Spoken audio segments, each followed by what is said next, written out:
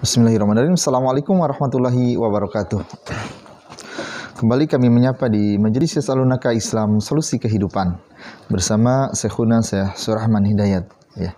Baik, untuk pertanyaan berikutnya datang dari Bapak Rusdo asal Cirebon, ya, yang terkait menanyakan jika suami tidak ingin rumah tangganya dicampuri oleh orang tua istri, apalagi orang tua istri sering mencela dan ikut campur urusan dalam rumah tangga, tetapi orang tua istri dan istri tetap memaksa. Bagaimana sikap seorang suami?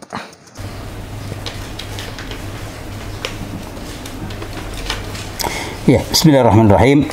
Assalatu wassalamu ala asyrofil mursalin wa ala alihi wa sahbihi ajma'in. Ya. Suami itu kan sudah mendapatkan amanat dari Allah dan Rasulullah SAW. Ya.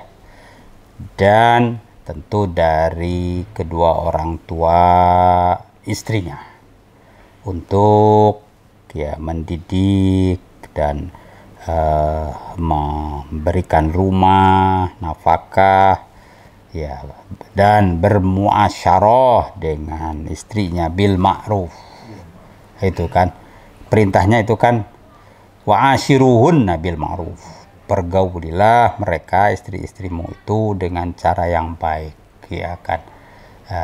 Berilah makan mereka dengan standar kamu, begitu kan. Kalau kamu orang berkecukupan, ya berilah. Dan berilah perumahan mereka dan tentu pakaian mereka, sandang, pangan, papan. Itulah kewajiban, ya. Nah, kalau kewajiban sebagai suami sudah ditunaikan, maka haknya adalah ditaati. Gitu kan. Nah, jadi tidak boleh dicampuri. Dicampuri yang sifatnya mengurangi hak dan kewenangan suami, tidak boleh.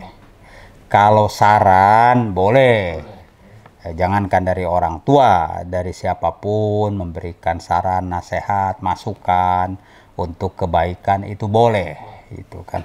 Tapi ngarewong bahasanya itu, ngerecokin nggak boleh, ya. Sebab sebagai pemimpin itu dia sudah punya tentu saja hak dan kewenangannya, gitu. Dalam sistem kepemimpinan manapun juga pemimpin itu dia punya keleluasaan hak, ya kan, untuk mengelola. Jelas dalam hadis, ar-rajulu kullukum ra'in, ya. Ar-rajulu ra'in fi baitihi, kan. Laki-laki itu ra'in, dia pengelola, perawat, pemimpin di rumahnya, ya kan. Tuh. Demikian, jadi tidak boleh direcokin, itu, ya. Allah. Baik, terima kasih atas penjelasannya. Pertanyaan berikutnya datang dari Ibu Dinda asal Bogor, ya, yang menanyakan, suami saya bekerja sebagai kurir, akan tetapi kerja menggunakan kendaraan milik saya, dan itu hasil jerih payah saya sendiri selama saya bekerja. Sedangkan suami punya kendaraan sendiri, akan tetapi kendaraan tersebut dititipkan di rumah orang tuanya. Bagaimana pendapatannya yang didapat oleh suami seperti itu? Ya, bismillahirrahmanirrahim. Ini soal keterbukaan, ya kan, antara suami dan istri, ya kan. Nah, itu jangan ada namanya sesuatu yang disembunyikan, pat gulipat, ya kan. Ya udah, suami mau usaha tapi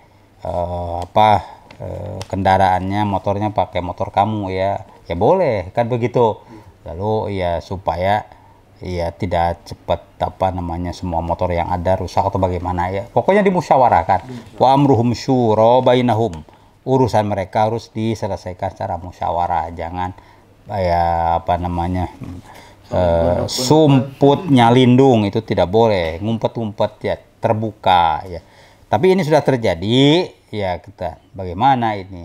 Ya tentu diingatkan, ya, istrinya mengingatkan, ini bagaimana bang, ya urusan, kan begitu, ya. Nah itu, jadi silahkan dibahas, ya kan. Kalau bisa antar dua belah pihak, suami istri, selesai, alhamdulillah. Kalau perlu pihak ketiga yang baik dan bijak, boleh kan, mungkin abangnya atau siapa kan begitu ya, supaya ya itu jadi enak lah gitu kan. Apakah nanti hasilnya itu bagaimana begitu kan, ya ya tentu ada hitung-hitungannya ya. Jadi intinya dimusyawarahkan dan dikomunikasikan begitu. Wallah. Baik, terima kasih atas penjelasannya. Pertanyaan berikutnya datang dari Mbak Bella asal Jakarta yang menanyakan terkait apakah ini takdir atau bukan. Ya. Jika suami saya selingkuh dan dia menikahi selingkuhannya dan punya anak, apakah ini termasuk takdir? Ya, bismillahirrahmanirrahim. Ya, takdir itu kan ada takdir yang bisa dikelola dengan ikhtiar usaha kita, iya kan. Nah di situ orang itu tentu harus memilih jalur yang baik, amal soleh ya kan, termasuk memilih calon suami istri itu kan takdir juga nanti itu siapa, tapi kan siapa yang jadinya ya itu kan berproses-prosesnya ini silahkan ya kan, makanya ada ta'aruf, ada itu, ada ini kan ya kan. Walaupun akhirnya setelah nikah ya itu jadi takdir, tapi prosesnya kan ada proses usaha gitu kan. Nah beda tentu saja yang ya kita tidak ada usaha sama sekali, oh, jadi gitu kan, bisa saja kan, itu Allah Subhanahu Wa Taala kan membuat seperti itu. Tapi yang ditanyakan kan ini bagian takdir, apalagi oh suaminya selingkuh, ya itu bagaimana takdirnya, dibiarin? Enggak ya, tentu saja ada jalur saling menasehati ya kan, diingatkan ya kan. Nah jadi sikap mengingkari maksiat itu wajib ya kan, wajib itu maksiat harus diingkari, ditegur, diingatkan, dan tentu saja diperbaiki. Gimana kan, lagi-lagi dimusyawarahkan. Nah ini kan ada model yaitu al-hakamain, yaitu kalau tidak bisa diselesaikan antar suami istri secara langsung ya melibatkan para wakil, suami istri misalnya menunjuk pulan ya dari keluarganya ya kan, lalu coba ngecek bagaimana nih kok ini, lalu pihak suami juga begitu, lalu mereka berunding tuh ya kan, antara arbitrase ini modelnya kan. Nah, apakah ini dengan kejadian itu ya masih bisa dimaafkan kan begitu ya, iya, atau ya sudah itu adalah harus diambil tindakan tegas ya, yaitu ya bagusnya ya dimusyawarahkan, melibatkan keluarga, sebab kan akan berakibat kepada anak dan yang lain-lain begitu kan, bukan hanya terkait ya seorang perempuan dan laki-laki kan begitu. Demikian. Baik, terima kasih atas penjelasannya. Pertanyaan berikutnya datang dari Ibu Susi asal Semarang yang menanyakan, tangan saya terkena najis hukmiyah, lalu saya mencuci tangan saya di atas wastafel, dan di wastafel ada wadah berisi air kurang dari 2 kula. Pertanyaan saya, ketika saya membasuh tangan, otomatis airnya mengalir ke wadah tersebut, dan air di wadah tersebut memercik ke lengan saya. Apakah percikan itu suci? Ya, seperti itu.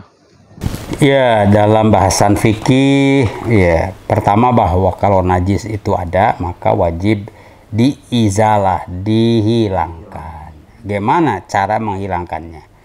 Tergantung kategorinya, tadi ada najis ain ya, najis ya secara fisik kelihatan tuh, kelihatan, kecium ya kan. Nah, maka izalatul ain, hilangkan ya bendanya, lalu ya kalau ada air ya siram dengan air ya yang cukup kan begitu, sekali saja ya, tidak harus berkali-kali, kecuali kalau najis anjing ya kan. Nah jadi itu ya kalau tidak ada air ya dengan apalah ya yang bisa menghilangkan asar daripada najis itu, boleh tisu, boleh daun-daunan, asal bukan daun makanan saja. Ini misalnya lalap-lalaban jangan. Ya kan, ya termasuk ya dengan tanah atau apa kan begitu ya. Tadi ditanyakan ya, apalagi ini najis hukmiyah. Najis hukmiyah ini tidak kelihatan apa namanya, tidak kelihatan, tapi diduga ini karena gitu. Jadi lebih ringan lagi kalau najis hukmiyah, ya sudah cukup saja dengan 1 kali menyiramkan air, apalagi pakai wastafel, selesai kan begitu. Ya, bagaimana itu? Jangan pula pakai pikiran yang rumit-rumit. Kan wastafel ini ngalir, netes lagi kan begitu. Ya enggak lah, ya sudah. Yang penting kan ini najis tadi di tangan udah tuh, ya kan? Selesai. Ya tetesannya itu kan air, itu bukan najis kan. Jadi ya tidak bersambung-sambung, tidak. Jadi kalau najis ainnya bisa bersambung selama ainnya kelihatan itu. Tapi kalau najis hukmiyah tidak bersambung seperti itu. Ya wallahualam. Jadi ya jangan dipersulit ya kan, justru syariah itu ya meringankan. Makanya najis hukmiyah itu lebih ringan daripada najis mukhaffafah. Kan ada najis yang najasa mughalladhah, ada mutawassithah, ada mukhaffafah. Mukhaffafah ya kayak bekasan air kencing bayi ya kan, ya udah satu kan. Kalau najis hukmiyah itu lebih ringan dari najis mukhaffafah gitu kan. Ada nggak kelihatan gitu, cuma mimbabil ihtiyat saja, kita kehati-hatian kan begitu. Wallahualam. Baik, terima kasih atas penjelasannya.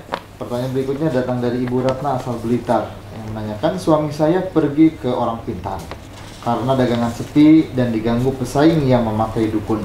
Apakah istrinya berdosa juga, dan apakah hasil dagangannya itu haram atau halal?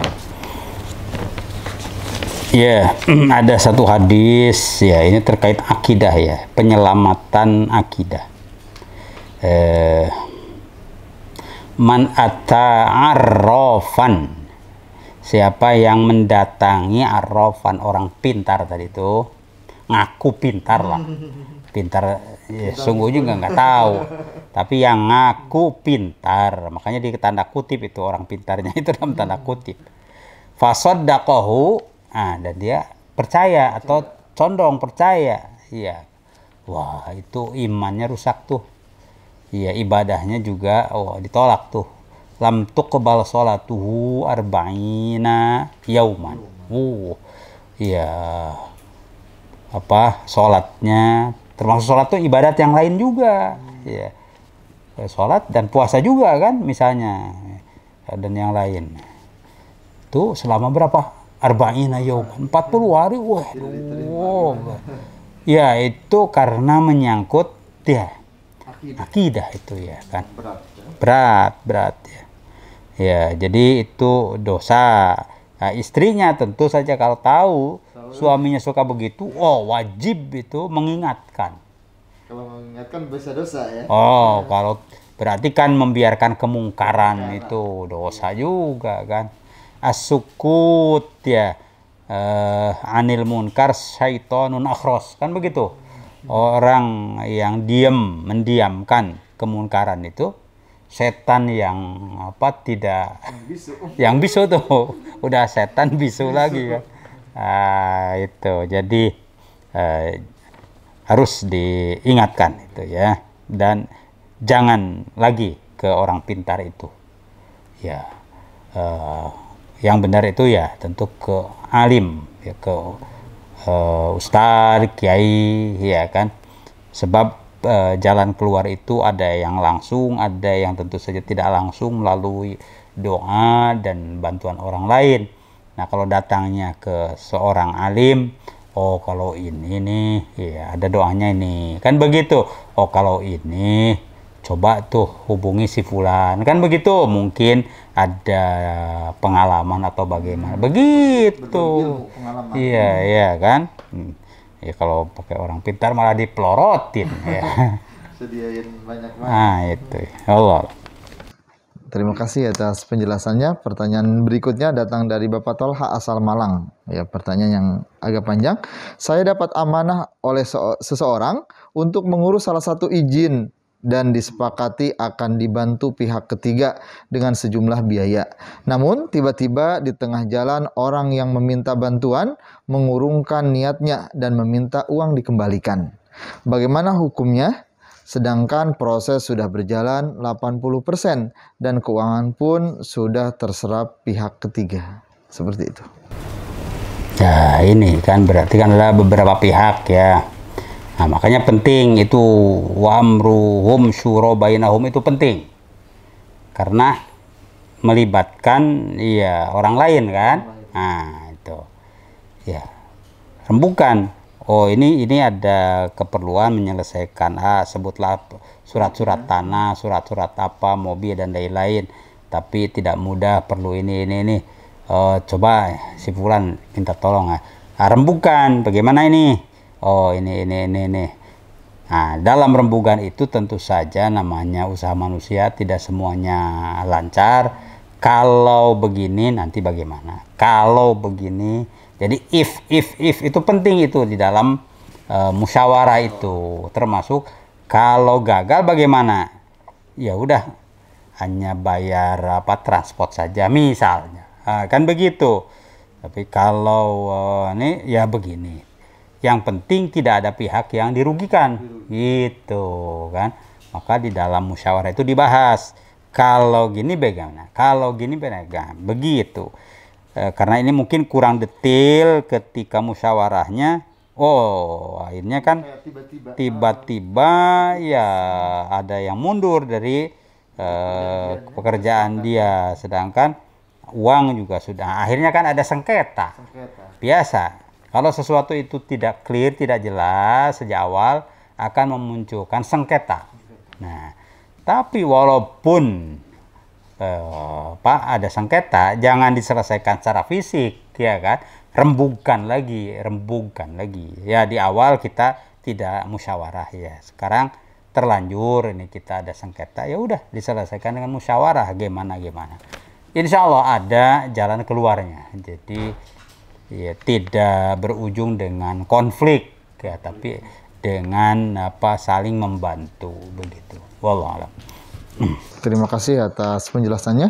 Pemirsa yang berbahagia, pertanyaan-pertanyaan yang masuk ke Majelis Yas'alunaka telah dijawab oleh Syekhuna. Ya, untuk itu sebelum mengakhiri acara kita akhiri dengan doa. Falyatafadhal masykur. Allahumma shalli wa sallim ala nabiyyina wa maulana Muhammadin al-fatih lima ughliq wal khatim lima sabaq wa nasirul haq bil haq wal hadi ila siratil mustaqim wa ala alihi wa sahbihi haqqa qadrihi wa miqdarihi al-azim. Allahumma salli wa sallim ala sayyidina Muhammadin salatan tunjina biha min jami'il ahwal wal afat wa taqdi lana biha jami'al hajat wa taqdi lana biha jami'al hajat wa taqdi lana biha jami'al hajat wa tuballighuna biha indaka ala darajat ya indaka ala darajat ya rabbil alamin. Allahumma sallimna wal muslimin wa afina wal muslimin waqfina wa iyyahum min jami'i syarri masaibid dunya wad din. Allahumma jannibna wa auladana wa ikhwanana min afatid dunya wa adzabil akhirah. Allahumma sallimna min afati wa ilalid dunya wal akhirah. Rabbana atina min ladunka rahmah wa hayyi lana min amrina rasyada. Rabbana ighfir lana wa liwalidina warhamhum kama rabbawna shighara. Allahumma arham walidina kama rabbawna shighara. Allahumma arham walidina kama rabbawna shighara. Rabbana atina fid dunya hasanah wa fil akhirati hasanah wa qina adzabannar. Wa sallallahu wa sallama ala nabiyyina wa maulana Muhammad wa ala alihi wa sahbihi ajmain walhamdulillah.